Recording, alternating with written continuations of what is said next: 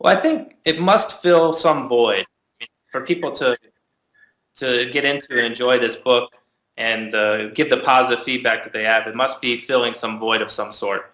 And I think that just has to do with maybe some clarity to Chinese medicine or maybe some deeper knowledge. I'm not sure exactly. I mean, it definitely filled a void in my practice and in my understanding. That's one of the reasons I started, actually creating a book out of the material when I first got a hold of it, because I felt it was fairly interesting. So I think that the students and practitioners are seeing that, okay, there's a way that you can learn to write for prescriptions. There's like a method. Someone's teaching you how you can break down Chinese medicine in a way that you can create individualized prescriptions. I think this just cuts to the idea of or contrasts the idea of having a disease and then having which pattern is that associated with, and then picking a formula and then adding some modifications. I think that most of us have this type of thinking in our mind when we treat people, or that's the way I was at least taught. And so I think that these practitioners of Wu Guoping and Qin Bo-Wei and his teacher and his lineage of doctors just were really good at zooming in on the key pathodynamics of what's happening with a patient and writing a prescription based on that. And it really is much different than this kind of linear thinking that we often do in the West. And actually, even in China in modern day, they have this real kind of westernized, more linear thinking. So I think students kind of see this and they're like, oh, this is exciting because I can kind of think about the individual patient now, not just, oh, what disease did they have or what pattern did they have.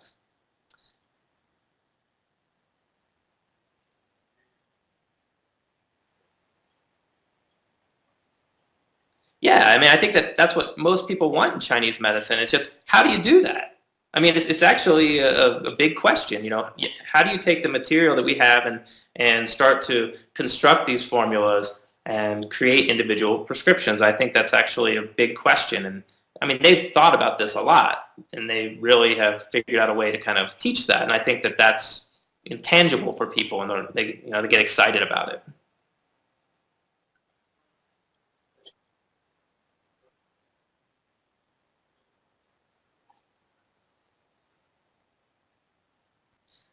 I think it's a big question, and I don't want to simplify it too much. But there was a lot of politics involved. I mean, I think that everyone knows something happened in the 50s, and what exactly that was is a little bit vague for a lot of people. I put a fair amount of energy trying to figure that out, and there's scholars in our profession like Volker Scheid and Kim Taylor who have really documented that quite well. But basically, I mean, Mao Zedong had a vision of creating a unified medicine.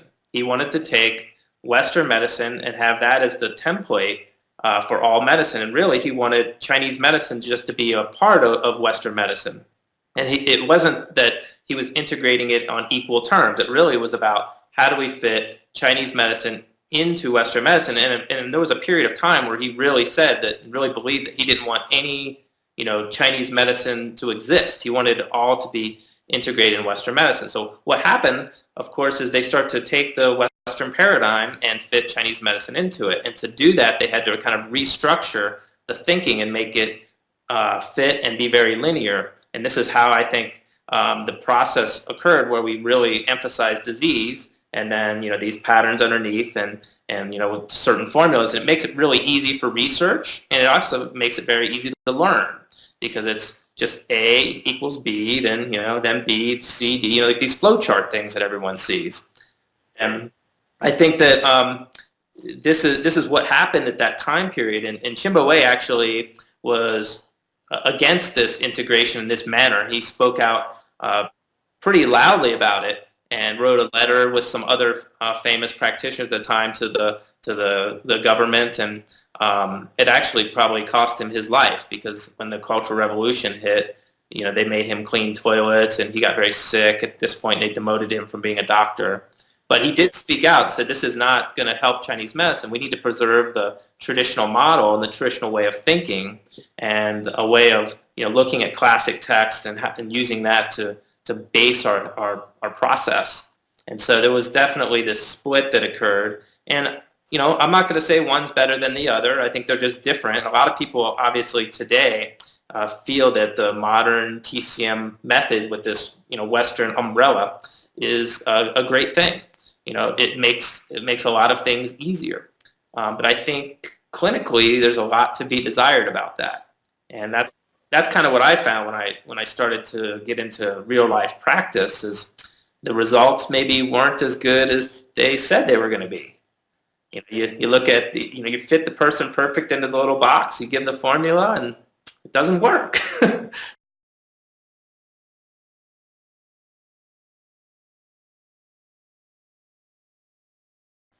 Yeah, a little and more than I thought. I guess, I recently did lecture in San Diego, and the students there were uh, really kind of blown away. They just came up to me like, wow, I wish we could learn this in our school, and like, why aren't we getting this kind of stuff? And actually, this was the way that Qin Bo-Wei taught his students from the beginning. This isn't like just some very high level that you only can obtain if you've been through all this stuff. It's actually, this is what the way and the method he taught from the beginning. So I think that students can relate to it very easily. And it's not so far from TCM that it's not that strange, because as you know, Qin Bo-Wei was one of the originators of TCM. So there was this connection. It's not totally bizarre, but yet it's a little bit different. It teaches you a way of thinking. So it's kind of an interesting mix.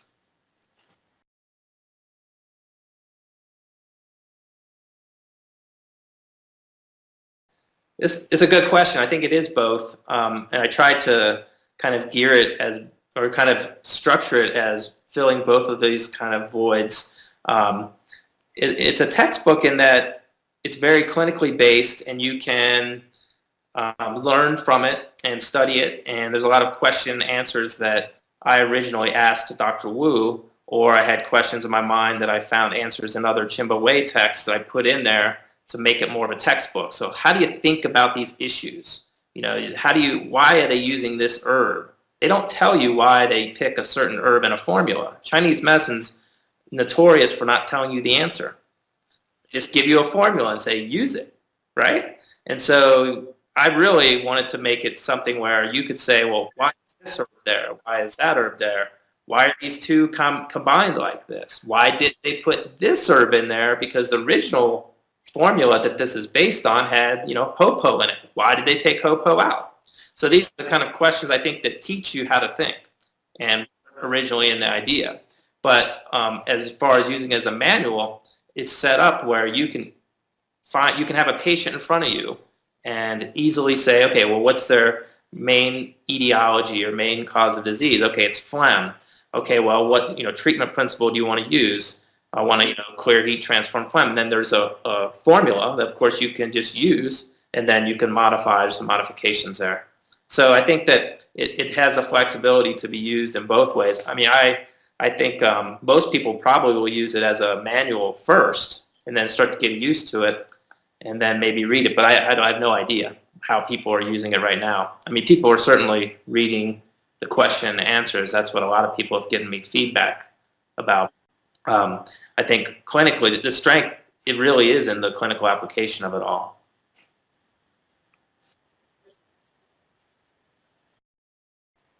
Yeah, I think that is right.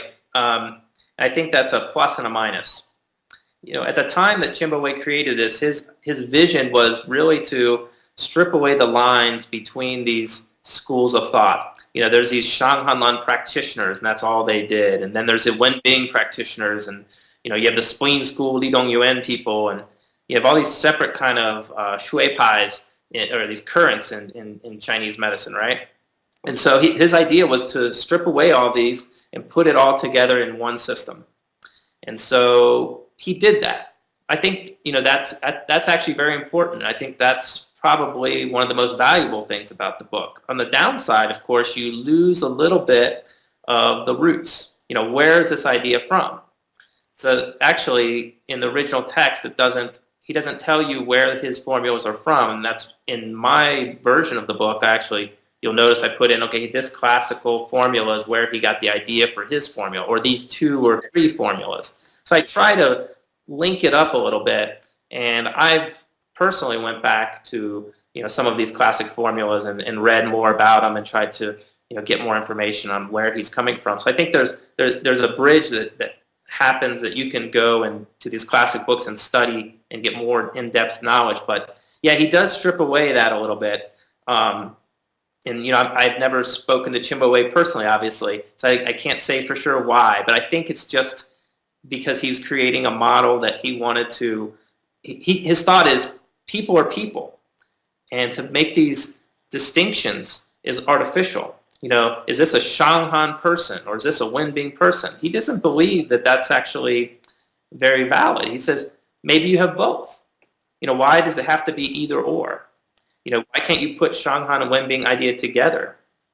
Because those early Wenbing doctors, of course, were well versed in Shanghan and used their ideas very well in clinical practice, and they put those two ideas together. When they came up with new Wenbing ideas, they of course used their Shanghan ideas and put them together, and they talk about the 6 stages and 4 divisions all together.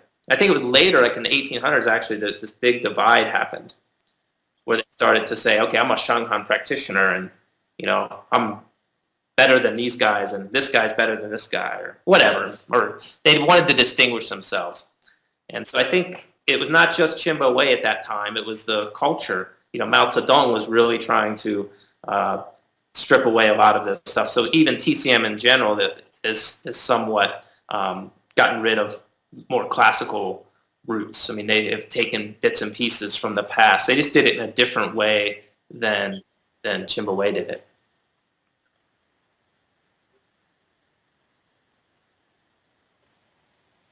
No, I would never say it was exhaustive.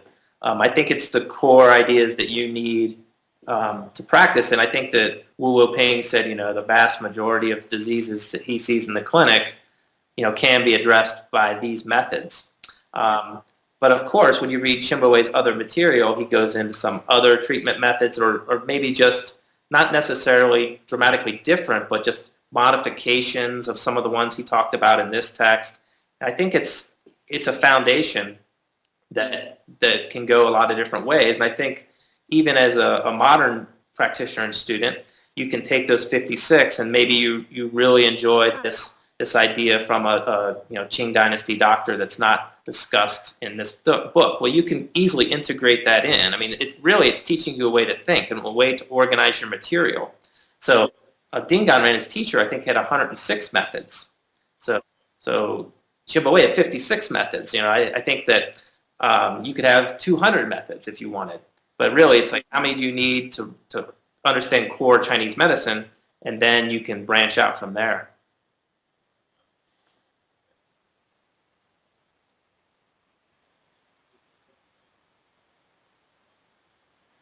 Well, I started actually thinking about this a lot, and I'm probably going to follow this up with a second book based on these methods.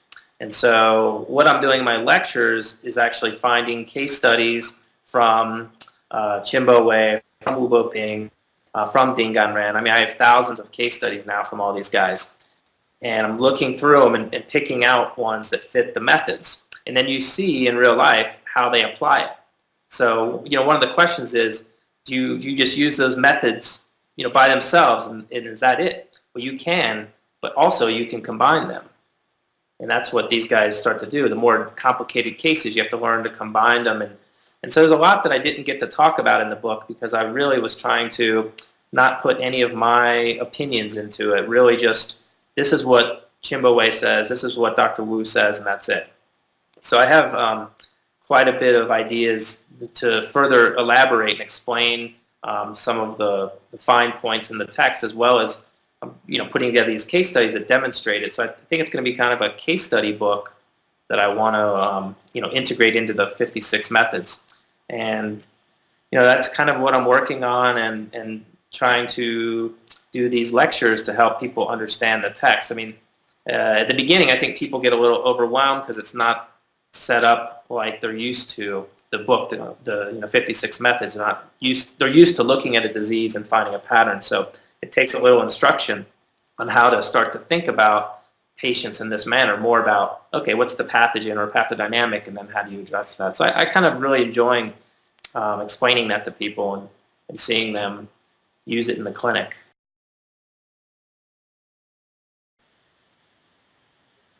Oh, thank you very much. I appreciate your time.